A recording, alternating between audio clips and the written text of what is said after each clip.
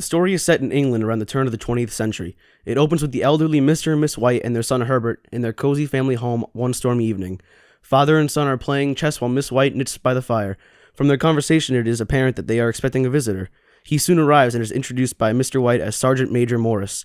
The family welcomes him warmly and as he relaxes with a drink. He tells them exciting stories of his time in India, then under British rule.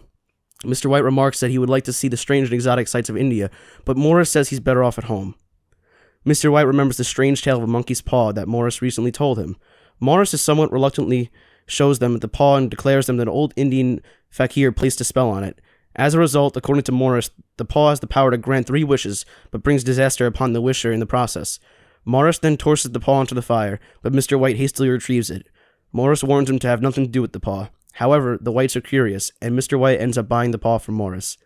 After Morris leaves, the Whites decide to put the paw to the test. Mr. White admits that he can't think of anything to wish for. Herbert suggests that he asks for £200 to help with the mortgage. Mr. White wishes upon the paw and is shocked when he feels it move in his hand. Nothing else happens, and Herbert scoffs that he's not likely to ever see the money.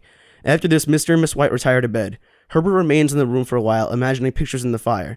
Finally, he sees a strange monkey-like face in the flames, which frightens him. Reaching for some water to pour on the fire, he accidentally touches the monkey's paw, which alarms him further. In this rather unsettled mood, he heads for bed. Next morning dawns bright and cheerful, and Herbert is able to scorn his misgivings of the previous night. He jokes with his parents about the monkey's paw, then leaves for work. Miss White continues to tease her husband about having made the wish, but she too appears to be on the lookout for something to happen, and is disappointed when the morning mail only brings a bill. However, she's intrigued when a well-dressed stranger unexpectedly turns up at the front door.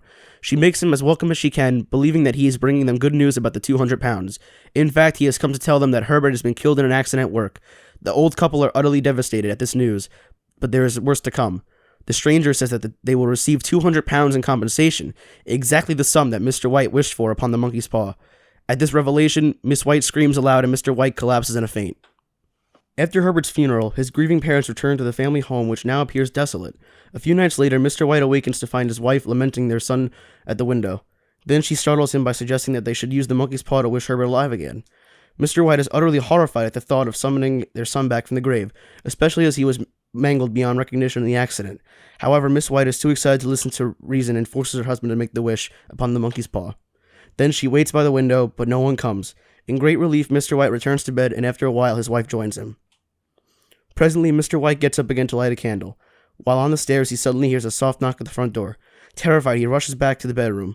His wife is roused by the commotion, as she tries to pretend it was just a rat making the noise. However, the knocking grows louder. Miss White is ecstatic, believing that her son has indeed returned, and hurries downstairs to let him in before her husband can stop her. Mr. White is left with only one course of action, to make a final wish on the monkey's paw. We are not told exactly what it is, but when he makes it, the knocking stops abruptly. When Miss White opens the door, there is nobody there.